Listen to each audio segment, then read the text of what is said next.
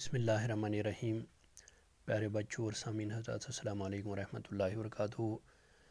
Subject 7 کے social science میں ہم جینڈر پڑھ رہے ہیں. آج ہم اس کا آگے پڑھیں گے women's work and inequality. Women's work and equality کیا ہے؟ تو میں نے آپ لوگوں کو پچھلے کچھ 1-2 لیسنز میں کہا کہ جینڈر یہ سمجھایا ہے، تو آج ہم اس کے بارے میں پڑھیں گے. As we have seen the low value attached to women's household and caregiving work is not an individual or family matter. تو ہم نے یہ دیکھا ہے کہ یہ جو لو ویلیو ہے وومنز کے اگینسٹ ہاؤس ہولڈ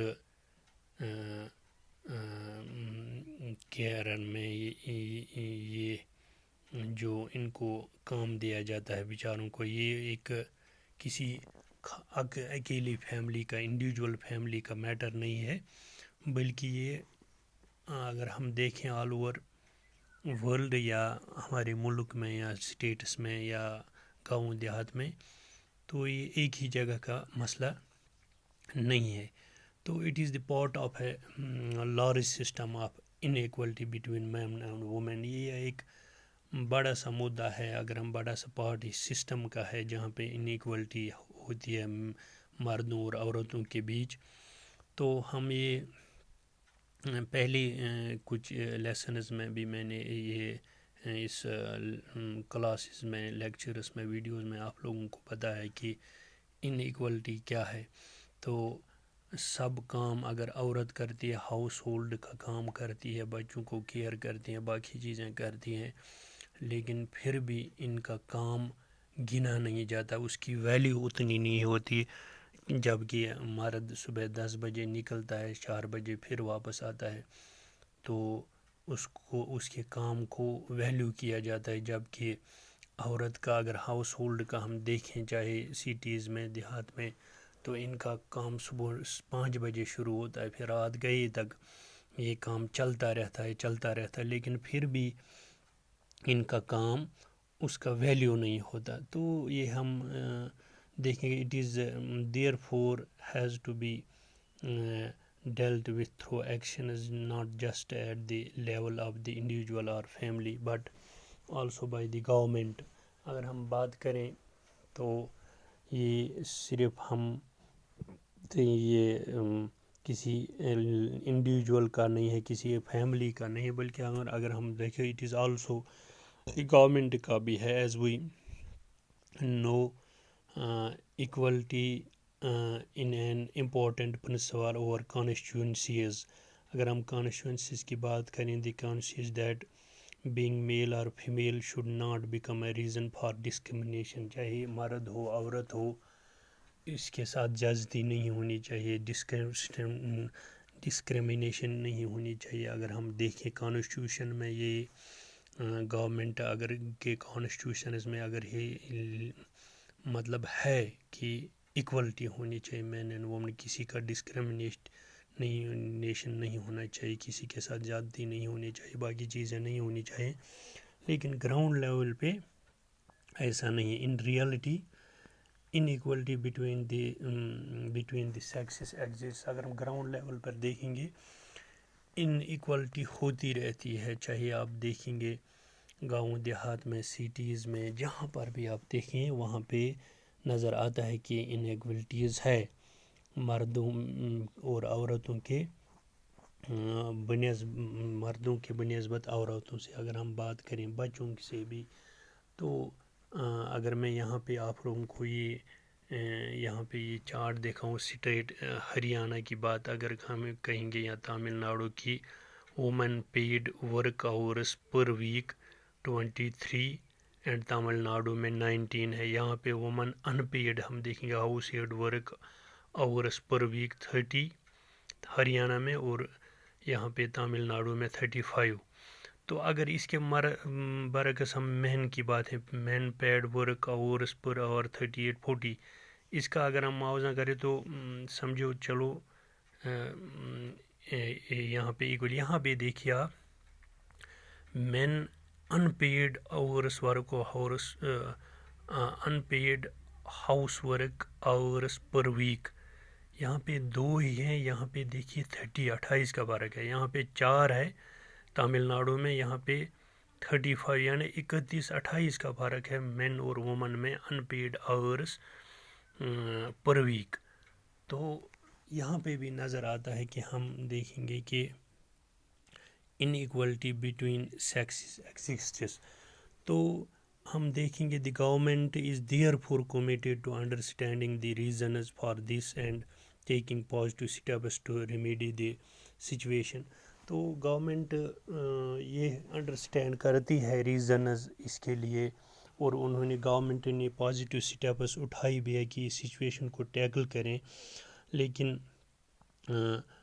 ہمیں ایک انسان کے ناطے یہ چیزیں سمجھنی چاہیے کہ عورت بھی انسان ہے, مرد بھی انسان ہے, بچے بھی ہیں. ہمیں ان چیزوں کا اگر ہم گورنمنٹ اگر اسٹیپس اٹھا دیں, ہمیں خود بھی اس کے بارے میں سوچنا چاہیے کہ حق کیا ہے, غیر حق کیا ہے, انصاف کیا ہے, نا انصافی کیا. فار ایگزامپل اگر it recognise that burden of child care, آپ دیکھیں گے بچہ پالنا ہو تو عورت کا کام, یا لڑکیاں اس میں بیچاری پھنستی رہتی ہیں, ان کی ایجوکیشن پہ اثر پڑتا ہے, باقی چیزیں ہوتی ہیں. مرد صرف ڈیوٹی اٹینڈ کرتا ہے, کوکنگ ہو تو وہ بھی اس عورت کو کرنی ہوتی ہے سب کچھ. تو for example it recognise that burden of child care جو ہے and household work falls on women and girls.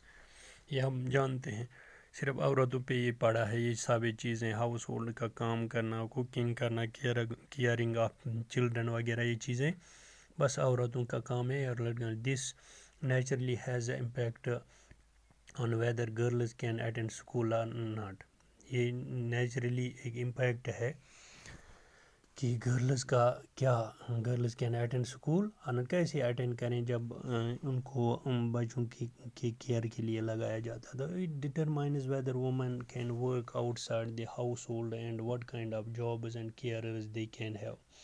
تو یہ بھی ہمیں اس سے مطلب کیا وومن کام کر سکتی ہے out side the house, and کیا جاب کر سکتی, اس کا کیئر کیا ہے وغیرہ, اس کا کیریئر کیا ہوگا وغیرہ چیزیں.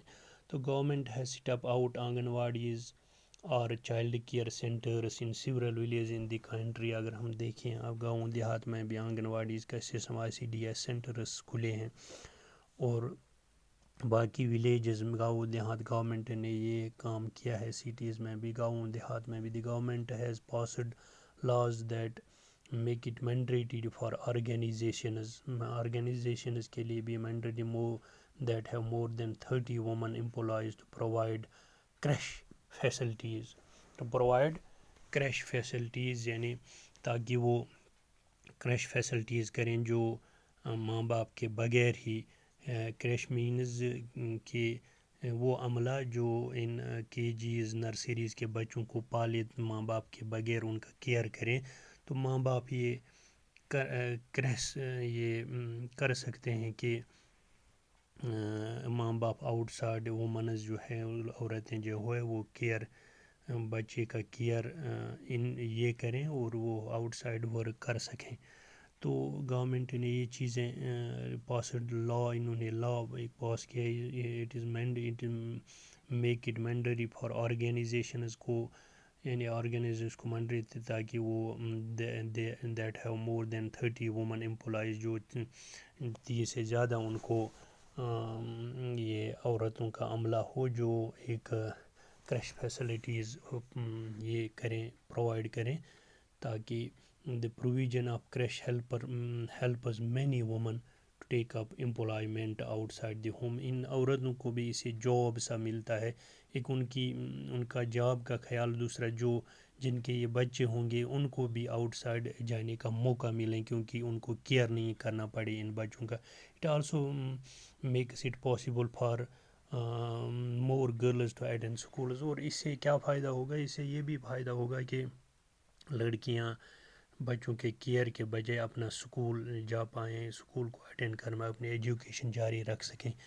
تو یہ چیزیں گورنمنٹ نے کری ہیں, تو اس کا ہم یہ فائدہ بھی اٹھائیں گے. تو اس سے ہمیں یہ جو انیکوالٹی ہے بٹوین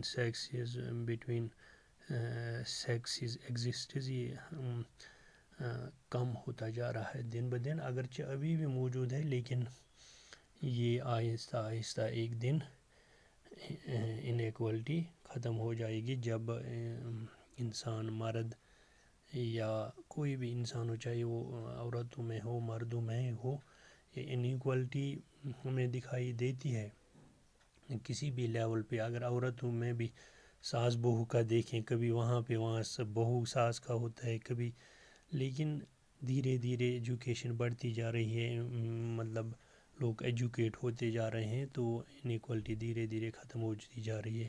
تو ہمیں بھی اس بارے میں سوچنا چاہیے کہ انیکوالٹی نہیں ہونی چاہیے، عورتوں کا بھی حق ہے، لڑکیوں کا بھی حق ہے کہ وہ اسکول جا پائیں، عورتوں کو یہ صرف برڈن نہیں ہونا چاہیے، بچے کیئر کریں، کوکنگ ہو، باقی چیزیں ہوں، تو عورتوں کی بھی دنیا ہے۔